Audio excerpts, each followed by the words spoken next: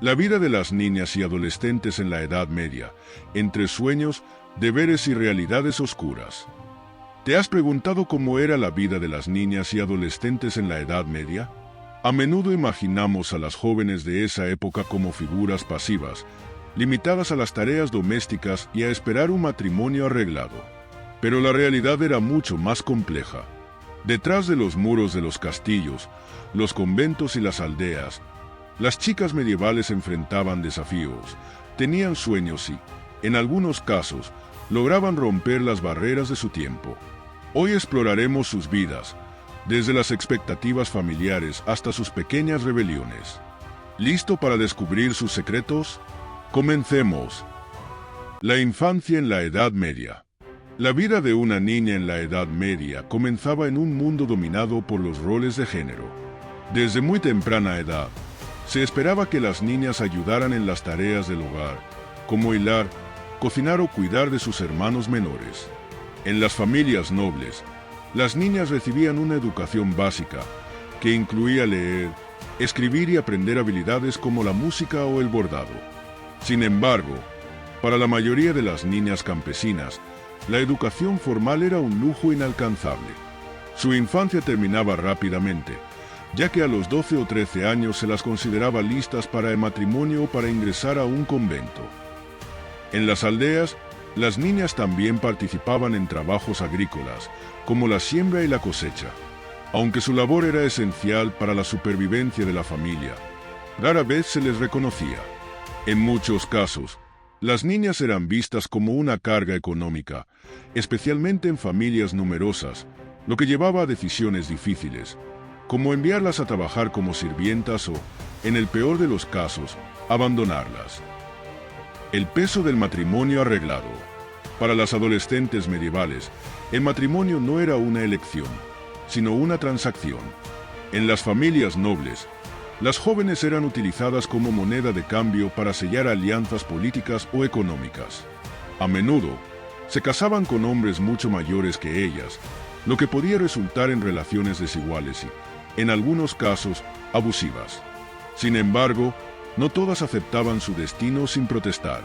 Existen registros de jóvenes que se negaron a casarse o que huyeron de sus hogares para evitar uniones no deseadas. Algunas incluso buscaron refugio en conventos, donde podían tener una vida más independiente. En las clases más bajas, el matrimonio también era una realidad temprana.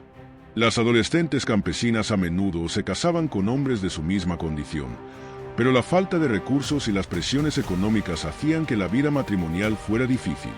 Además, el embarazo precoz era común, lo que aumentaba los riesgos para la salud de las jóvenes, ya que sus cuerpos no estaban completamente desarrollados para enfrentar el parto. Los embarazos adolescentes y sus consecuencias. El embarazo adolescente era una realidad frecuente en la Edad Media, especialmente entre las jóvenes casadas a temprana edad. Sin acceso a métodos anticonceptivos o atención médica adecuada, muchas adolescentes enfrentaban complicaciones durante el parto, lo que resultaba en altas tasas de mortalidad materna e infantil. En algunos casos, las jóvenes embarazadas fuera del matrimonio eran repudiadas por sus familias y comunidades, lo que las llevaba a una vida de marginación o a buscar refugio en conventos. En los conventos, las monjas jóvenes que quedaban embarazadas eran enviadas a áreas aisladas para dar a luz en secreto. Los bebés, considerados una vergüenza para la institución, eran entregados a familias locales o enviados a hospicios. Esta práctica, aunque cruel, era una forma de preservar la reputación del convento y evitar escándalos. La vida en los conventos. Para muchas adolescentes, los conventos ofrecían una alternativa al matrimonio y a las presiones sociales. Allí, las jóvenes podían dedicarse al estudio, la oración y, en algunos casos, a actividades creativas como la copia de manuscritos o la música. Sin embargo, la vida en los conventos no era tan idílica como podría parecer. Las reglas eran estrictas, y las jóvenes debían someterse a votos de obediencia y castidad. Aún así, algunas monjas lograron destacar como escritoras, artistas o líderes espirituales, desafiando las expectativas de su tiempo. En los conventos, las jóvenes también encontraban una red de apoyo entre sus compañeras. Aunque la vida monástica era austera, las monjas compartían momentos de camaradería, como cantar, tejer o celebrar festividades religiosas. Estas pequeñas comunidades femeninas eran un refugio en un mundo dominado por los hombres. Los secuestros y las presiones de los nobles. Uno de los aspectos más oscuros de la vida de las jóvenes medievales era el riesgo de ser secuestradas por nobles o señores feudales. En una época donde el poder y la riqueza se imponían por la fuerza, las niñas y adolescentes de familias humildes o incluso de la baja nobleza podían ser raptadas para ser obligadas a casarse o convertirse en concubinas. Estos secuestros no solo eran una violación de los derechos de las jóvenes, sino también una forma de consolidar el poder de los nobles, que utilizaban estos matrimonios forzados para adquirir tierras o aliados. Aunque las autoridades eclesiásticas y civiles condenaban estas prácticas, rara vez intervenían, especialmente si los secuestradores eran poderosos. En algunos casos, las familias de las jóvenes intentaban negociar su liberación, pero a menudo se veían obligadas a aceptar el matrimonio como un mal menor. Las pequeñas rebeliones. A pesar de las restricciones, las chicas medievales encontraron formas de expresar su individualidad y resistir las imposiciones de su tiempo. En las aldeas, las jóvenes participaban en festivales y bailes, donde podían socializar y, en ocasiones, elegir a sus propios pretendientes. En los castillos, algunas nobles utilizaban su influencia para promover causas que les importaban, como la educación o la caridad. Y en los conventos, las monjas jóvenes a menudo decoraban los márgenes de los manuscritos con dibujos humorísticos o poesías, revelando un lado más lúdico y humano. También hubo casos de jóvenes que desafiaron abiertamente las normas.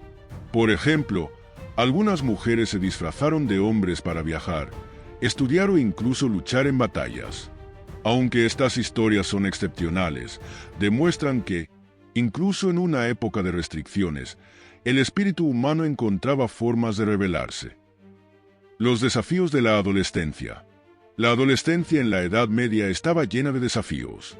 Las jóvenes debían lidiar con las expectativas de sus familias, la presión social y, en muchos casos, la falta de autonomía.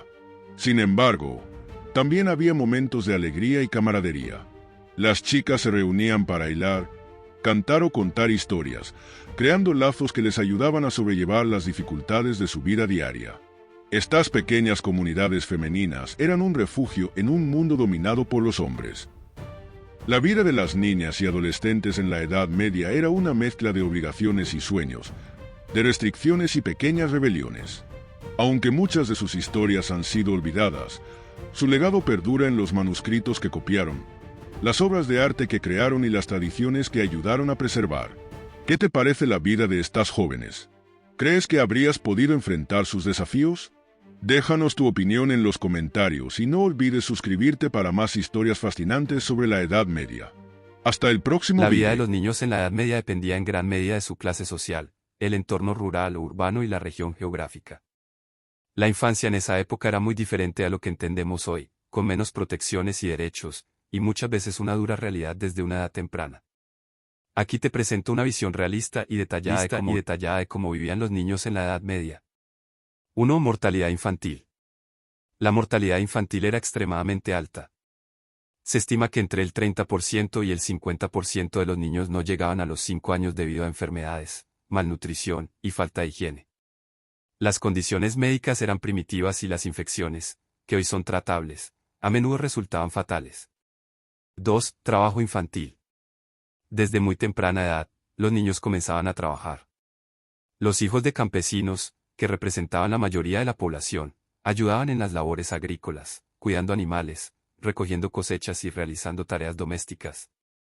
Las niñas, además, eran entrenadas para las tareas del hogar desde pequeñas. No había distinción clara entre la niñez y la adultez, los niños eran vistos como pequeños adultos en formación.